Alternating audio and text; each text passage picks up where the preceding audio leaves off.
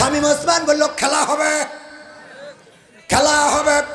৮০-৯০ রাকাত তাহাজ্জুদ পড়া আল্লাহর ওলি শামীম ওসমান হাফিজাহুল্লাহ খেলা হবে বলে মাঠ ছেড়ে দিয়ে চলে গেল। ঠিক না ভাই? ঠিক। তাহলে কি কোরআনের সাথে তার আমল আছে? আছে।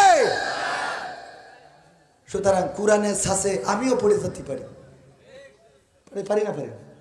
আমার বিরুদ্ধেও চলে যাবে, আমার বাবার বিরুদ্ধে যাবে। কারণ কোরআন বলছে ইয়া আইয়ুহাল্লাযিনা আমানু লিমা, আমি তো মনে হচ্ছে আল্লাহ ওদের ইন্ডিকেট করে বলেছে যে তোরা বললি পালাবো না, খেলা হবে, রাজপথ ছাড়বো না, মুইতে দিলি বানের পানির মতো ভেসে যাবে। এই জন্যই তো আমার নেত্রী বললো যে ডেডে ডেডে ঢুম কর, যা হয় হবে। এই আশা করিতে গুলি করলো মা, এখন একজনও রাজপথে দাঁড়াইলো না। কথার সাথে কাজের মিল রাখে না। ওরা যদি কোরআনের আয়াতটা মানতো তাহলে রাজপথে দাঁড়ালি হয়তো মোড় ঘুরিয়েও জাতি পেত। ঠিক না ভাই? ঠিক। এটা কি রাজনীতির কথা না কোরআনের কথা? কারণ যদি আল্লাহ রাব্বুল আলামিন ঐক্যবদ্ধ জাতিকে বিজয় করে, যারাই ঐক্যবদ্ধ হোক, ঐক্যবদ্ধ জাতিকে বিজয় করবে। ওয়াতাসিমু বিহাবলিল্লাহি জামিআ ওয়ালা তাফাররাকু, তোমরা সংঘবদ্ধভাবে আল্লাহর রাজ্যকে আঁকড়ে ধরো, পরস্পর বিচ্ছিন্ন হয় না। কথাটা কার? তাইলে যে কথা বললাম এই কথার সাথে আমি আবার একটা গান বানাই ফেলাইছি, শোনাবো। এমপিরা সব কোথায় গেল, মন্ত্রীরা সব কোথায় গেল, কোথায় কাদের কাকা, তাদের ছাড়া দেশটা এখন লাগে ফাঁকা ফাঁকা। পালাবো না, পালাবে না, পালাবে না, যাই না তবু দেখা, পালাবে না, পালাবে না, যাই না তবু দেখা, তাদের ছাড়া দেশটা এখন লাগে ফাঁকা ফাঁকা, ওদের ছাড়া দেশটা এখন লাগে ফাঁকা ফাঁকা। আইন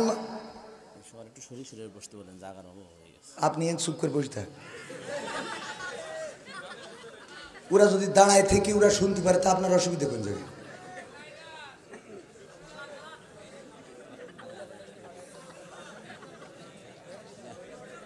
এমপিরা সব কোথায় গেল, এমপিরা সব কোথায় গেল, কোথায় কাদের কাকা, তাদের ছাড়া দেশটা এখন লাগে ফাঁকা ফাঁকা, ওদের ছাড়া দেশটা এখন লাগে ফাঁকা ফাঁকা। আইন মন্ত্রী আটকে গেল আইনেরই ফাঁকে, দাড়ি ছাড়া দরবেশের ভণ্ড ভণ্ড লাগি। ঠিক না বেঠা? আইন মন্ত্রী আটকে গেল আইনেরই ফাঁকে, দাড়ি ছাড়া দরবেশের ভণ্ড ভণ্ড লাগে। শুনছি কত নেতা নেত্রী খাইতেছে ভাই ডান্ডা, বিচারপতি কালামানিকের ফাটিয়েছে আন্ডা। পলকের ঝলক গেল, পলকের ঝলক গেল থামিয়ে নেটের চাকা, তাদের ছাড়া দেশটা এখন লাগে ফাঁকা ফাঁকা, ওদের ছাড়া দেশটা এখন লাগে ফাঁকা ফাঁকা। কই গেল সেই সংসদেতে মমতাজের গান, কোথায় গেল হযরত বলা শামীম ওসমান? ঠিক না বেঠা? মমতাজ সংসদে গান গাইল, যেই সংসদে জনগণের অধিকারের কথা বলার কথা, যেই সংসদে জনগণের চাওয়া পাওয়ার কথা বলার কথা, যেই সংসদে জনগণের দুঃখ দুর্দশা বলার কথা, সেই সংসদে তিনি নেতার নিয়ে গান গাইলো, নেত্রীর নিয়ে গান গাইলো, আমাদের কোনো আপত্তি নাই। কিন্তু ৫ আগস্টের পরে এই মমতাজার একটা গানও গাইলো, গেয়েছে?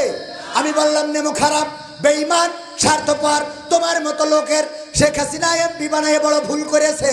ওদের না বানায় যদি আমাদের মতো লোক বানাইতো তাও আমরা রাজপথে থাকতাম। ঠিক না বেঠা? কারণ আমরা নেমোখারামি করি।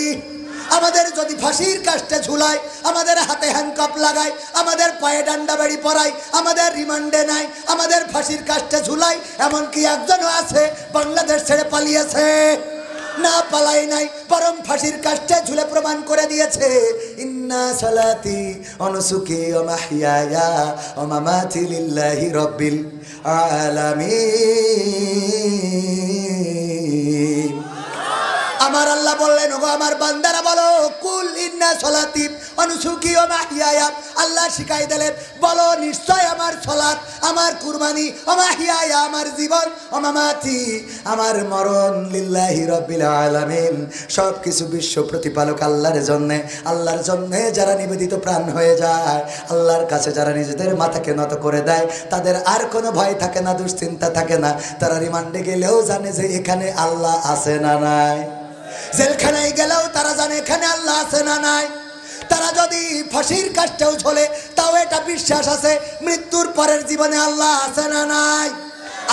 মৃত্যুর মধ্য দিয়ে জান্নাত দিয়ে দেবেন।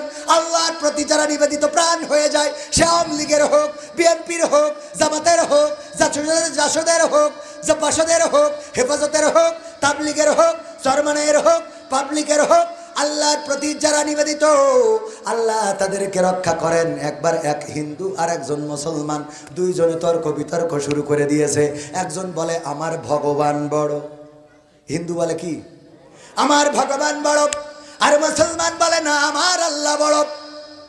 দুইজনে তর্ক, না আমার ভগবান বড়, না আমার আল্লাহ বড়, না আমার ভগবান বড়, না আমার আল্লাহ বড়। এই কথা আমি আমার মুখটা ঘুরিয়েছি সেই রবের কাছে, যিনি এই আসমান জমিন সৃষ্টি করেছেন এবং এর মধ্যবর্তী যা কিছু আছে সব কিছুর স্রষ্টা, সেই রবের কাছে আমার মুখ ঘুরিয়ে দিয়েছি। আর আমি আমার আল্লাহকে বলে দিয়েছি আমি অন্য কোনো দলের আনুগত্য করি না, অন্য কোনো দলকে আমি মানি না, অন্য কোনো নেতাকে আমি মানি না, অন্য কোনো দলের মিছিল মিটিং আমি করি না। আমি আল্লাহর কাছে আমার মুখটা ঘুরিয়েছি, আমি কোনো অন্ধ রবের আনুগত্য করি না। সুতরাং তোমরা ফিরে যাও, তোমাদের থেকে আমার অবস্থা আমার আল্লাহ আরো ভালো জানেন।